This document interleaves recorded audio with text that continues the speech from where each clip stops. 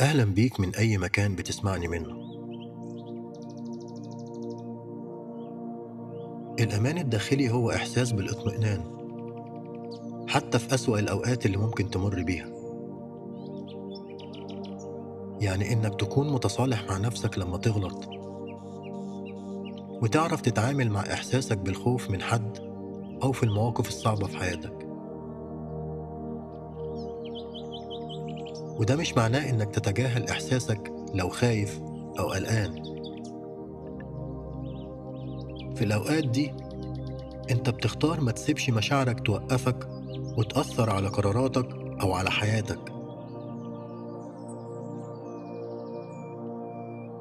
الأمان الداخلي مش بيتأثر من الظروف ولا الناس ولا النتائج، بالعكس، هو درع الحماية ليك في كل وقت بتمر فيه بتحدي. هو مفتاح وصولك لكل حلم أو هدف عايز توصله، لأنه بيخليك تتعامل بثقة ومن غير شكوك أو خوف، ولا من حاجة ولا من حد.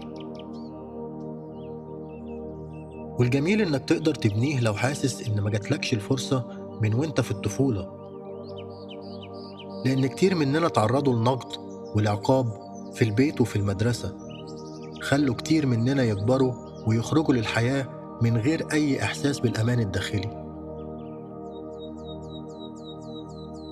لما الأمان الداخلي بيكبر جواك، ساعتها أي أفكار أو أصوات سلبية مش هتلاقي مكان تعيش فيه جواك.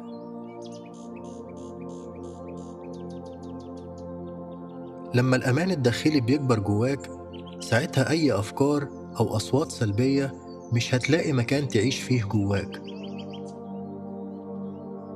وقراراتك هتطلع من مكان ما فيهوش خوف أو قلق. وهتلاحظ إن جسمك وأعصابك في هدوء مستمر، وهتتعامل مع التحديات بكل ثقة.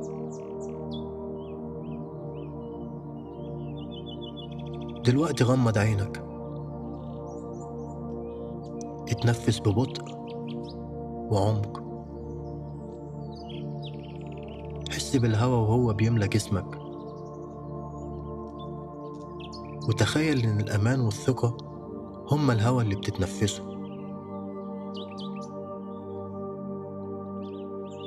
اسمح للهواء يخرج ومعاه أي إحساس بالخوف أو القلق.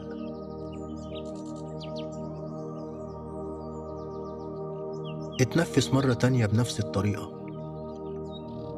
شهيق معاه ثقة وأمان، زفير معاه خوف وقلق. دلوقتي كرر معايا التوكيدات اللي هتسمعها.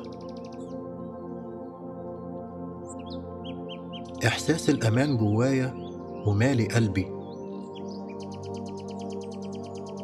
مفيش حاجة ولا حد يقدر يغير إحساس الأمان جوايا. أنا ثقتي في نفسي وفي قراراتي ثابتة وما بتتهزش. أنا مش محتاج أي تغيرات حواليا تحسسني بالأمان جوايا. أنا بسمح لنفسي أتحرر من أي شكوك أو خوف أو عدم ثقة بيبعدوني عن إحساسي بالأمان.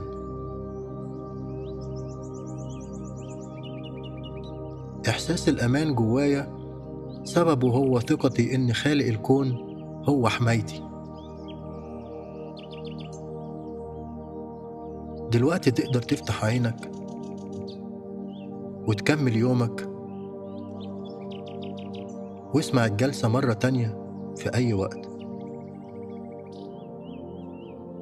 افتكر تتنفس وتضحك، وافتكر إن في كل الأصوات افتكر تتنفس وتضحك وافتكر إن وسط كل الأصوات في صوت واحد.